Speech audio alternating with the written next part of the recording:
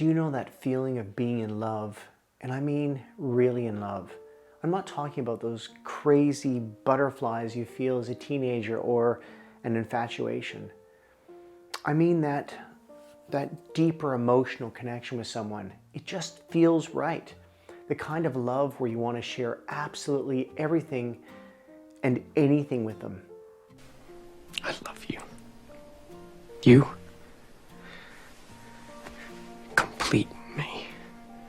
Spend all of your spare time with each other and just be together.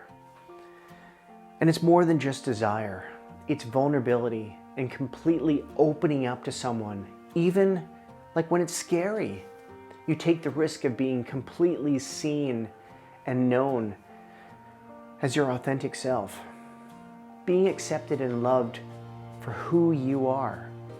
It's that feeling of trust, even at your lowest low, that you know they'll be there. That's love. And love like this, it can be sustained. It's long-term. It doesn't dim and lose its vibrancy. It can last.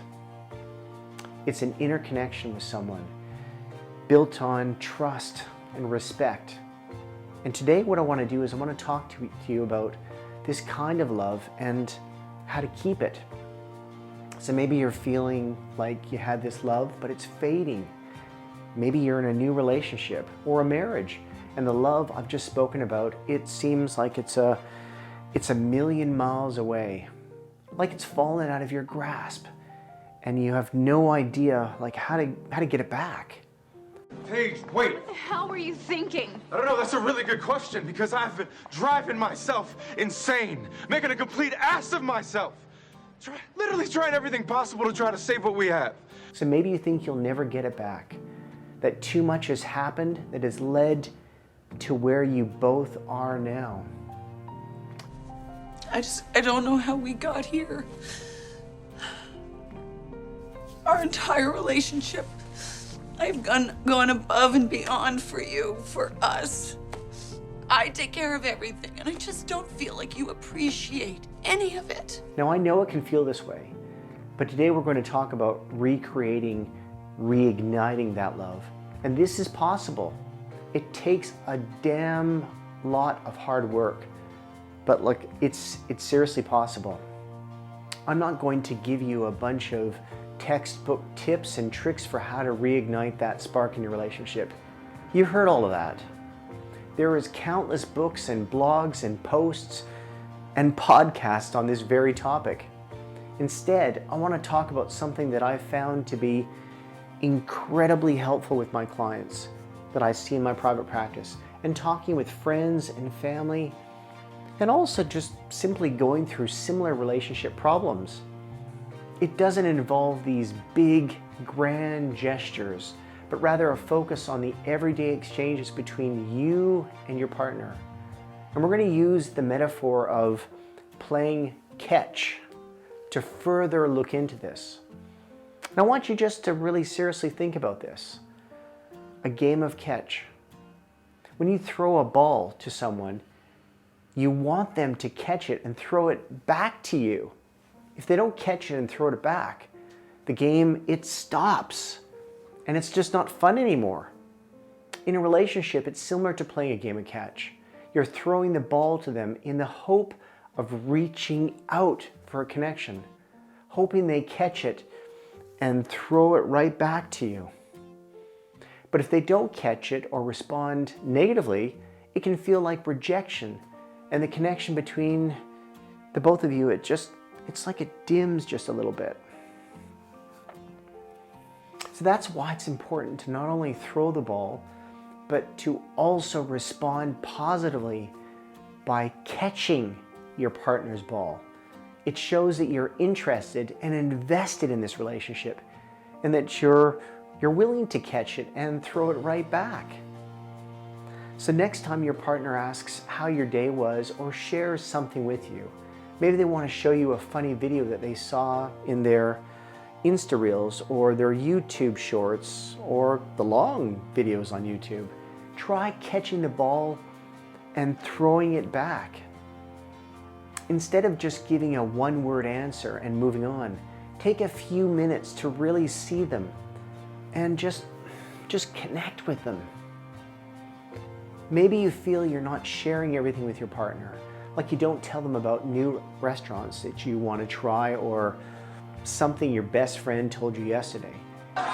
This is the best game ever! Maybe you're afraid of their response, like they'll turn against you or they'll just turn away. It's these little everyday moments that can have a huge impact on the emotional warmth in your relationship. It's not always about the big fights or the major wounds. It's how we choose to be with each other in the mundane, day-to-day moments. It's important to be proactive and involved in your relationship and keep trying to get to know your partner, even if you've been together for 6 months, a year, 5, 10, 40 years. When we get too comfortable with our partners, we stop making the effort to connect with them in meaningful ways. Almost just in the background, we're just assuming they're always going to be there. We stop trying new things. We stop paying attention to the little things that really make them unique.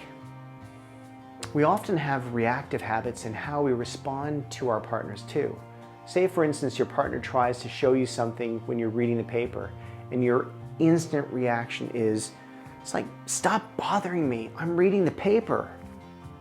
It may be an ingrained habit to respond that way. Many have said that for every negative reaction, not catching the ball, in a relationship, you need at least 5 positive reactions, that is, catching, throwing back, catching, throwing back, to create a level playing field. Now, if you really think about it, that's quite interesting. And if this isn't happening often, your partner will simply opt out, disconnect, withdraw. So if you're feeling like you're stuck and the relationship is stagnant, engage, don't turn away, and try just kind of mixing things up a bit. Try a new restaurant or plan a surprise date night. Small changes can make a big difference in rekindling that spark in your relationship.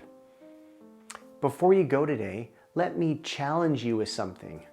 If you're watching this video, take a couple moments just to really, really think about your partner.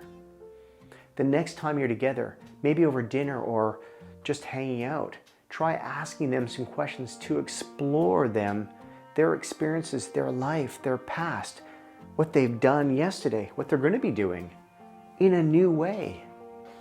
It doesn't have to be anything too deep or grand or philosophical. You could ask them what their favorite childhood memory is or what they've been binge watching on Netflix. You might be surprised by the answers you get and the new things you learn. It's these small everyday moments of connection that can help just reignite that spark and just bring you closer together again. So give it a try and let me know how it goes in your comments. I'm honestly interested to hear if you gave the challenge a go and what happened. Remember, it's never too late to start putting the effort to make your relationship strong. Falling back in love is possible. It takes work, but it's worth it to experience the warmth, the trust, the closeness with that person you love. So just go out there and try that challenge and start playing catch.